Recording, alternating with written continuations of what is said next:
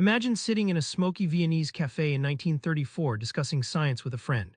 Karl Popper leans in saying, "Science doesn't prove truth, it only survives our worst guesses so far. What if all our knowledge from physics to politics is just a series of bold guesses waiting to be knocked down?" Today we dive into a radical idea. Truth isn't found, it's chased through mistakes, challenges, and bold refutations. Popper kicks off by flipping the usual science story. It's not about finding final answers, but about how we survive the hits when ideas get tested. Popper recalls Einstein's relativity, initially a daring guess. Physicists bombarded it with tough experiments, gravitational lensing, light bending during eclipses. Each test was a public duel. If relativity had failed even once, it would have been discarded. Instead, it survived and reshaped physics. But crucially, Popper insists it's never proven true, just undefeated so far. Think of theories like gladiators entering an arena.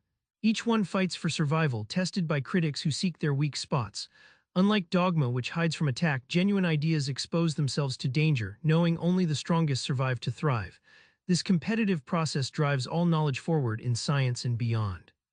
Here's the kicker: knowledge doesn't build up like bricks in a wall.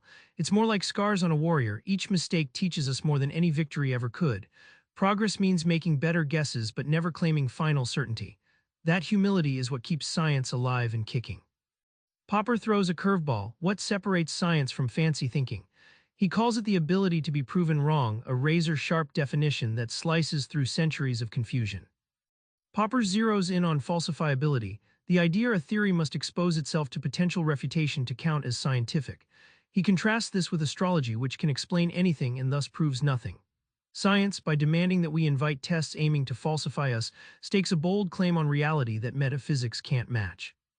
Dogmatic beliefs are like castles fortified against siege. Any incoming criticism is repelled or ignored. Science stands as a tent in an open field, welcoming challengers to knock it down. This openness isn't weakness, it's a strength that fuels discovery and adapts to any new evidence thrown its way.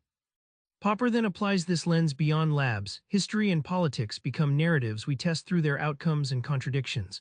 When a political prophecy or historical interpretation resists all tests, it's not science but ideology.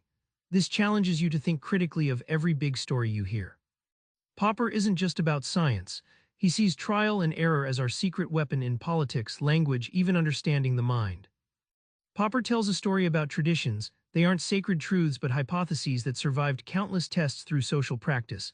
Take the English common law system. Rules evolve by precedent, where every court challenge is like an experiment refining justice. Tradition's power lies in its built-in adaptability, not blind faith. Language isn't a rigid code handed down on tablets but a living experiment. Mistakes, misunderstandings, and tweaks constantly reshape it. Imagine a sculptor chiseling away rough edges with every conversation. Our words gain clarity by surviving critique and evolving rather than being decreed perfect from the start. Public opinion feels like a collective wisdom, yet Popper warns it's fragile. Groupthink and propaganda can fossilize ideas into dogma, halting the trial and error process. But if society learns to embrace dissent and refutations openly, public opinion can become the ultimate feedback loop for progress in politics and culture. Remember that smoky cafe, Popper's challenge echoing loud. No truth is ever final, only the best guess we have now. Your ideas, your beliefs, don't clutch them tight. Instead, throw them out there, invite the critics, and learn from every hit. Try this next time you're sure. Ask yourself, how could I be wrong? That question might just be the most powerful tool you own. Subscribe for more book summaries like this one.